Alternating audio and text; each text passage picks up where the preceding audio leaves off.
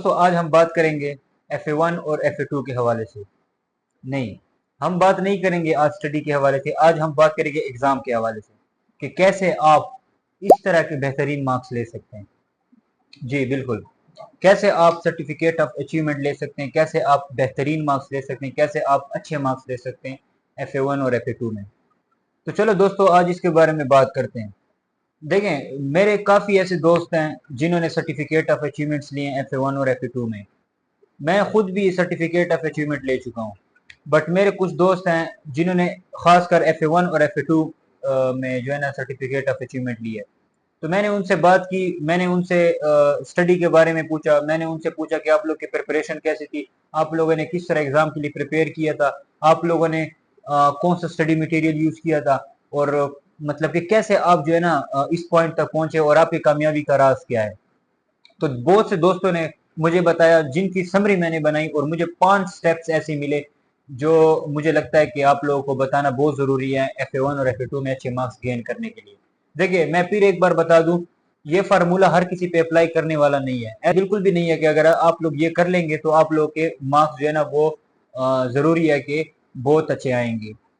ये mental strength पे भी डिपेंड करता है, फोकस पे भी डिपेंड करता है, और मतलब इंटेलिजेंस पे भी डिपेंड करता है। ठीक है ना।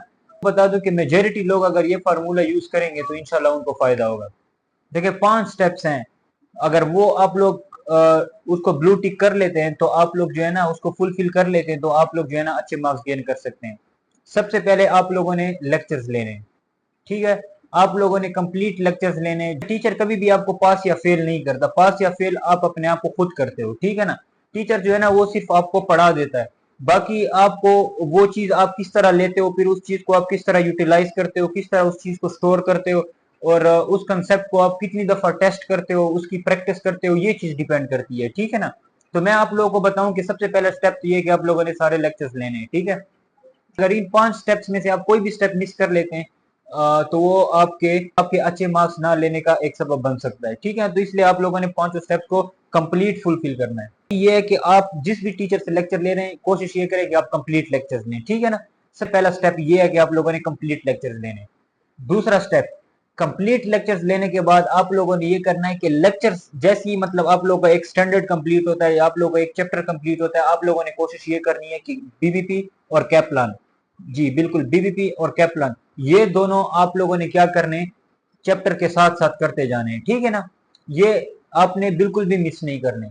आपको अगर आपको टीचर भी करवा देते तो आप लोगों ने कोशिश ये करनी है कि उसको खुद से करें। जैसे ही आप लोगों का चैप्टर, फॉर एग्जांपल आप लोगों का बुक कीपिंग का चैप्टर कंप्लीट हुआ तो बुक कीपिंग के जितने भी एमसीक्यूज हैं वो आप लोगों ने कर लेने। ठीक है ना। बिल्कुल भी उसको मिस नहीं करने। बीबीपी और कैप्लान दोनों के बारे में मैं ये बोल रहा हूँ, दोनों आपने करने। ठीक है ना। अच्छे मार्क्स लेने के बारे में मैं ये स्टेप्स बता रहा हूँ तो आप लोगों ने दोनों करने। उसके बाद आप लोगों ने ये करना है कि जो थ्योरी है, तीसरा स्टेप मैं आप बता रहा हूँ। ठीक है। रिकॉर्डेड लेक्चर्स लेने आप लोगों ने, सारे सारे लेक्चर्स आप लोगों ने ले लेने। दूसरा आप लोगों ने क्या करना है, बीपीपी और कैप्लान किट कर लेनी है। ठीक है ना। तीसरा, जितने भी बुक में थ्योरेटिकल पार्ट्स हैं, थ्योरेटिकल कॉन्सेप्ट्स हैं, ठीक है ना, उन कॉन्सेप्ट्स को आप लोगों ने स्टडी हब, जी बिल्कुल स्टडी हब, दोनों चेक किए। बीबीपी कैप्लान की टेक्स्ट भी मैंने चेक किए, स्टडी हब की टेक्स्ट भी मैंने चेक की। स्टडी हब इज परफेक्ट, बिल्कुल जनाब, स्टडी हब इज परफेक्ट। मैं उसको हाईली रिकमेंड करता हूँ। आप लोग जो मेरा स्टेप है वो यही है कि आप लोगों ने उस थ्योरी पार्ट को रीड करना है। ठीक है ना। कंसेप्चुअली रीड करना है, आप लोगों ने समझना है, लर्न करना है। जहाँ पे समझ ना आए किसी सीनियर से पूछिए। मेरा ग्रुप है एसीसीए के हवाले से, एसीसीए विद एएसएफ, आप लोग उसमें क्वेश्चन कर सकते हैं, मैं आप लोगों को आंसर करूंगा। कुछ और सीए फाइनलिस्ट उस ग्रुप में मौजूद हैं जो आप लोगों को गाइड करेंगे। तो आप लोग जो है ना, कोई भी आप लोगों का क्वेश्चन है तो आप लोग उसको हाईलाइट करके उसको ग्रुप में सेंड कर सकते हैं, आप लोगों को हेल्प मिलेगी। तो ये आपका हुआ 3 पॉइंट, तो ये आप लोग के हुए 3 पॉइंट। ये 3 पॉइंट तो आप लोगों ने कर लिए। अब उसके बाद चौथा पॉइंट, बहुत इंपॉर्टेंट पॉइंट, चौथा पॉइंट जो है ना वो सबसे इंपॉर्टेंट पॉइंट है। आप लोगों ने क्या करना है, चौथा जो मेरा पॉइंट है वो ये है कि आप लोग कोई ऐसा दिन डिसाइड करें। फॉर एग्जांपल आप पूरा वीक पढ़ लेते हैं, ठीक है ना, फिर संडे आप जो है ना एक रख लें, एक दिन रख लें, आप वट एवर आप जो भी दिन रखते हैं कोई मसला नहीं है। आप एक दिन डिसाइड कर लें कि इस दिन मैंने पिछले सारे कॉन्सेप्ट रिवाइज करने, सारा दिन सुबह से बैठ के शाम तक मैंने पिछले सारे कॉन्सेप्ट रिवाइज करने। और उसके बाद मैंने क्या करना है, सारे कॉन्सेप्ट जो मैंने पढ़े थे वो रिवाइज करके उनका एक टेस्ट कंडक्ट करना है रात को खुद से। मतलब आप एक मॉक ले लें, उसमें से एमसीक्यूज ले लें, बीबीपी कैप्लान स्टडी हब में से एमसीक्यूज ले लें। ठीक है ना।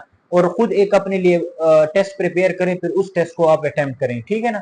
तो आप लोगों को अंदाजा हो जाएगा कि जितना हमने पीछे पढ़ा था क्या वो हमें समझ आ रहा है, क्या उससे हमें कोई फायदा भी हो रहा है या नहीं हो रहा है, ठीक है ना। तो ये चीज जो है ना, ये चीज आप लोगों ने जरूर करनी है और इस चीज को मैं बहुत इंपॉर्टेंट समझता हूँ। और यहाँ पे एक चीज मैं भूल गया हूँ तीसरे स्टेप में, कि स्टडी हब के जो प्रैक्टिस एमसीक्यूज हैं वो आप लोगों ने अभी नहीं करने। वो एमसीक्यूज आप लोगों ने क्या करने, जब एग्जाम में कुछ दिन रह जाए, उस मतलब कि 1 वीक या 2 वीक रह जाए, तब आप लोगों ने वो एमसीक्यूज अटेम्प्ट करने। तब तक आप लोगों ने सिर्फ बीबीपी और कैप्लान करना है, ठीक है ना। पांचवा स्टेप क्या है, अब आप लोगों ने सब कुछ पढ़ लिया, अब मैं एग्जाम के रिलेटेड आप लोगों को कुछ टिप्स बताऊंगा कि एग्जाम में आप लोगों ने कैसे परफॉर्म करना है, ठीक है ना। तो ये स्टेप जो है ना, ये स्टेप मेरा एग्जाम के रिलेटेड है। अब आप लोगों ने खुद को प्रिपेयर कर लिया, आप लोगों ने किट्स कर चुके हैं, आप लोग स्टडी हब के प्रैक्टिस क्वेश्चन कर चुके हैं, आप लोग जो है ना आप थ्योरी कर चुके हैं, आप लेक्चर्स ले चुके हैं, सब कुछ आप कर चुके हैं। अब मैं एग्जाम के रिलेटेड आपको कुछ बताऊंगा। देखें, अब एग्जाम में जब भी आप जाएंगे ना, तो आप लोगों ने रिलैक्स होके जाना है, ठीक है ना। आप लोगों ने बिल्कुल रिलैक्स होके जाना है। एग्जाम से 2-3 दिन पहले आप लोग मॉक्स करेंगे। मॉक्स में जहां जहां पे आपसे गलती होगी उस क्वेश्चन को आइडेंटिफाई करो कि ये क्वेश्चन किस चैप्टर का है, फिर उस चैप्टर को दोबारा से रीड करो, तो आपका वो जो वीक पॉइंट होगा, जो आपकी वीक एरिया होगी, वो भी कवर हो जाएगी। फिर जब आप लोग एग्जाम में चले जाते हैं, तब मैं आप लोग को ट्रिक्स बताता हूँ, ठीक है ना। देखिए, एग्जाम में बैठकर ना आप लोग बिल्कुल रिलैक्स होकर बैठे, और जो भी क्वेश्चन आपको सामने आए ना, आपने ये नहीं सोचना कि इस क्वेश्चन में कुछ ना कुछ ऐसा पॉइंट होगा जो मुझे नहीं आएगा, या कुछ ना कुछ ऐसा जरूर होगा जो ट्रिकी होगा। आप लोगों से वो सिंपल क्वेश्चन भी पूछ सकते हैं, ठीक है ना। FA1 FA2 बिल्कुल लोअर लेवल के सब्जेक्ट है, ठीक है ना। आप लोगों ने ये बिल्कुल भी नहीं समझना कि अगर फॉर एग्जाम्पल मुझसे यहाँ पे डिप्रिसिएशन मांगा गया, या यहाँ पे मुझसे जो है ना कोई एंट्री पूछी गई है, तो इसमें कोई ना कोई जरूर गड़बड़ होगी, और आप जो है ना 15-10 मिनट उस चीज पे आप सोच रहे हैं। इससे अच्छे आप वो क्वेश्चन ही गलत कर लो, ठीक है ना। आप लोगों ने बिल्कुल भी ये नहीं सोचना, आप लोगों ने सिंपल होकर सोचना है कि यार ये चीज मुझसे डिप्रिसिएशन मांग रही है, तो बस डिप्रिसिएशन कैलकुलेट करो और फौरन आप लोगों ने ऐसे करना है। बिल्कुल भी आप लोगों ने परेशान नहीं होना कि यार यहाँ पे मुझसे कोई ना कोई ट्रिकी चीज ये लोग पूछेंगे। बाकी एक और चीज मैं आप लोगों को यहाँ पे बताना चाहूंगा, वो ये पांचवा स्टेप मैं बता रहा हूँ, ठीक है ना। आप लोगों ने एग्जाम में ऐसे परफॉर्म करना है। बाकी अब देखें, आप लोगों ने पहला क्वेश्चन अटेम्प्ट किया, दूसरा क्वेश्चन अटेम्प्ट किया, तीसरा क्वेश्चन अटेम्प्ट किया, चौथा क्वेश्चन नहीं आता, उस पर टाइम वेस्ट ना करें, उसको फ्लैग लगाएं, उसको छोड़ दें। पांचवा करें, पांचवा नहीं आता उसको छोड़ दें। छठा करें, छठा नहीं आता उसको छोड़ दें। सातवां करें, आठवां करें, नौवां करें।